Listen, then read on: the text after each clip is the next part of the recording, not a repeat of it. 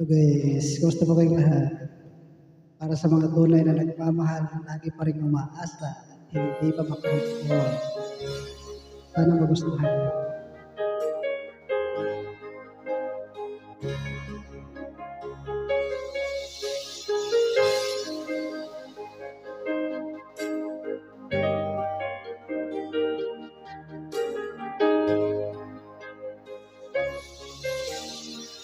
Isa kita, hanap-hanap ang iyong mga ngiti na ngayon ako'y